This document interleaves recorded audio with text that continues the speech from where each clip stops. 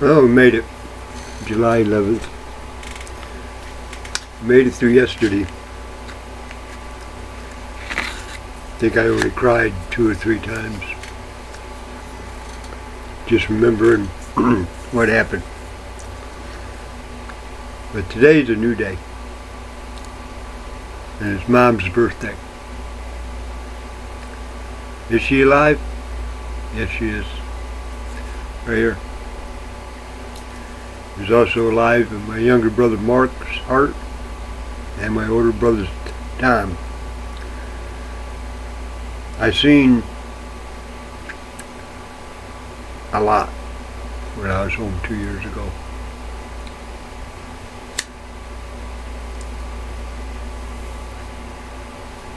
I seen where Tom showed love and gratitude. He showed more love to Dad than what I could ever muster. I gotta respect him for that. My younger brother's the same way. Mark's got a love for Dad that beats me hands down. But us boys love Mom. Mom's life, I really don't know that much about. However, I do know that when she was 7, I might as well say that she witnessed her father's suicide. Told you in a previous video concerning the gun that the man used. Mom wanted me to get it out. Get it out of the police station. The evidence locker. I wouldn't do it. Didn't see the sense in it. I don't know if Tom got it or if Mark's got it. You know, that's,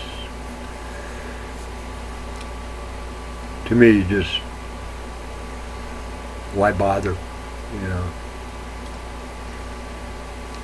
But Mom, to me,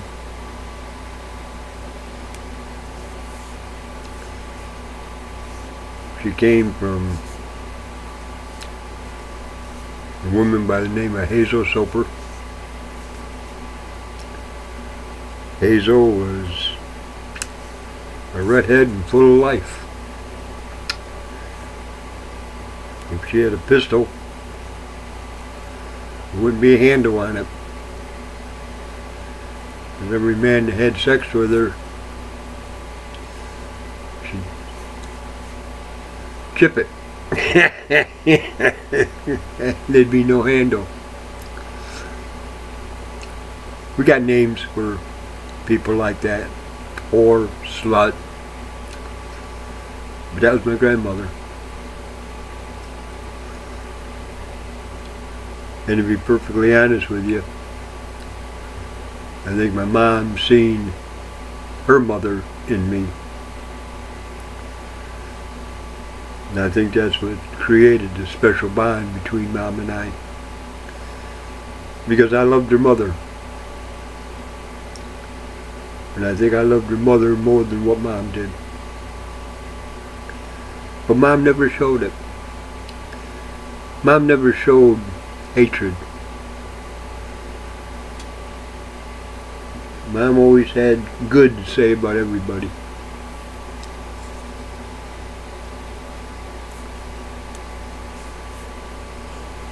I knew that she had very few clothes during the time I was growing up. But what I did not realize was for probably 14 years, she wore the exact same dress every Sunday to church. Looking back on that, all I have to do is say honor. Because Mom put us children first. I'm not going to say we all had brand new clothes each and every time that we needed them. No, I won't say that. But she kept us in clothes, and she kept the clothes up. we had enough clothes that we did not have to wear the same thing for more than a day. I remember having enough shirts that I could wear a shirt every day of the week. A different shirt, a different pair of pants. Mom made sure of that. She also made sure that we were clean, and our clothes were clean and well kept. I recall one time, and I bought it with my own money from shoveling snow. When the Beatles came out, they had Beatle boots. Mom allowed me to buy a pair of Beatle boots. At that time they were a size 7, and they fit perfect. She probably thought it was just going to be a trend. But the next pair of shoes that I bought were 9.5 wide. And I took off the Beatle boots, size 7, and my next shoes were 9.5 wide. Interesting. You know, pure interesting.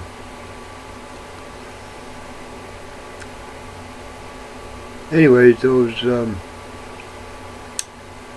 years of growing up, Mom was always there. She didn't start work until I left. She got a part-time job, which turned into a full-time, which turned into a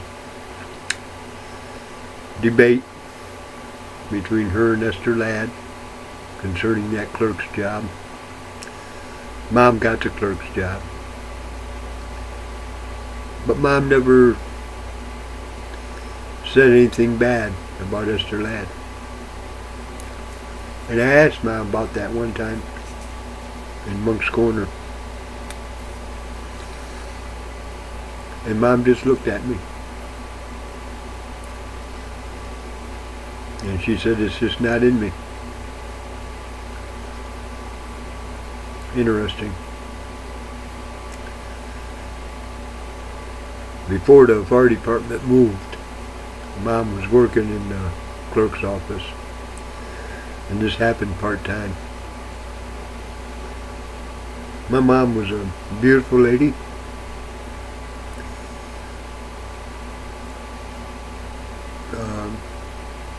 Physically beautiful. I don't recall the man's name, but this happened while I was still home. The guy came in, sat in a chair talking to Mom concerning his taxes. Took out his crank and started jacking it in front of my mom. Mom didn't say anything. She just got up and left the room. Went down, the police came in, took the man away. I don't think Mom charged him. I don't know if she did or not.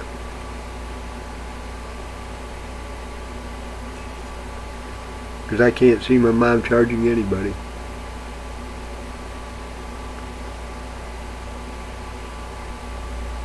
Mom always had good words to say about Hazel. She also had very good words to say about Ann, Chuck's wife, Grandpa's wife. But I never seen it. I never seen it in Ann as being good. After Mom got the clerk's job, I had a different view of Esther Ladd. How could somebody do that? How can you work with somebody and then discredit them when they're trying to get the job that you had? You taught the person how to do the job, and then you discredit them. knowing that that person that you discredit is the best one for the job. Interesting how people's minds go. But after Mom got the job, she started buying clothes for the job. And I believe that she wore that same dress to church for probably years after. After she could afford a different dress, she probably wore the same one. Call it stubbornness, call it love. But I recall that dress. And it was a beautiful dress. But anyways, today's Mom's birthday. She was born in 1927.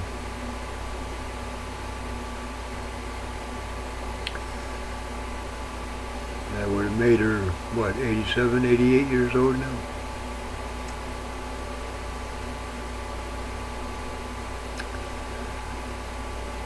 It's interesting.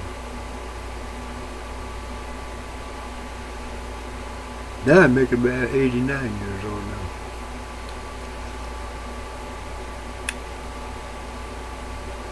But the thing is, Mom is still alive, and she always will be.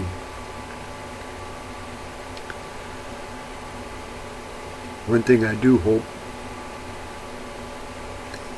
and I pray for,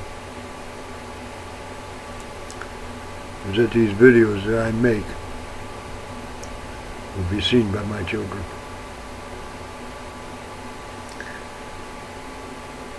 My daughter had a sample of Mom's love. We came home one time, and it was after Alan married Shelby.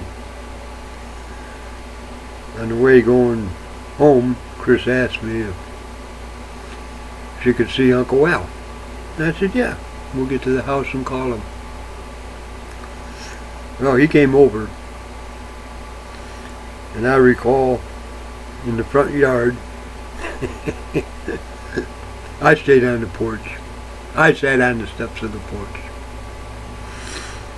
Because I was not going to involve myself with my daughter talking to Uncle Alan and Shelby. No, not my job. Well, they were on the front yard. Alan was there, and I seen him give Chris a hug and a kiss, and they were talking, and Shelby was talking, and Al was talking, and Chris was talking. They were having a good time. Mom was at the store, but Mom drove in the driveway. I said, well, I think I better walk over there, because I got an idea World War III is about ready to erupt. Well, I got up and I walked over, and I'm standing next to Shelby. Mom gets out of the car, gets the bags that she bought, and she walks up, stands in the middle, looks at Alan, and says, the only reason I'm allowing you here is because my granddaughter wanted to see you. But when this visit's done, don't you dare step foot on my property again. And then she walked away. Was she mad? Fuming. Flaming mad. Did she show that she was mad? No. I can't believe that she said those words in such a normal voice, pure loving, that it kind of brought a smile to everybody's face, including Alan, because Alan agreed that he would never step foot on her property again.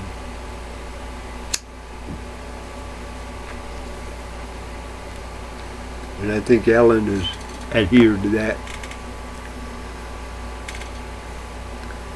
because he did not stop at the house to see Dad. And I kind of expected him to, but he didn't. In honor of Mom, he didn't. Now whether he has yet or not, don't know, don't care. Not my job. But today's Mom's birthday. Happy birthday, Mom. And I'm planning on staying here until 5 o'clock. Go out to dinner and have a steak dinner in honor of Mom. And like I did last year, the waitress that waits on me will also wait on a couple tonight. And I'm going to buy their meal, and they're not going to know, because I'm going to have the waitress promise not to reveal who bought the meal. And whatever's left over from that 40 is her tip. So, with that, I'm going to end. I'm looking at about 16:30. So, happy birthday, Mom. And I still love you and honor you.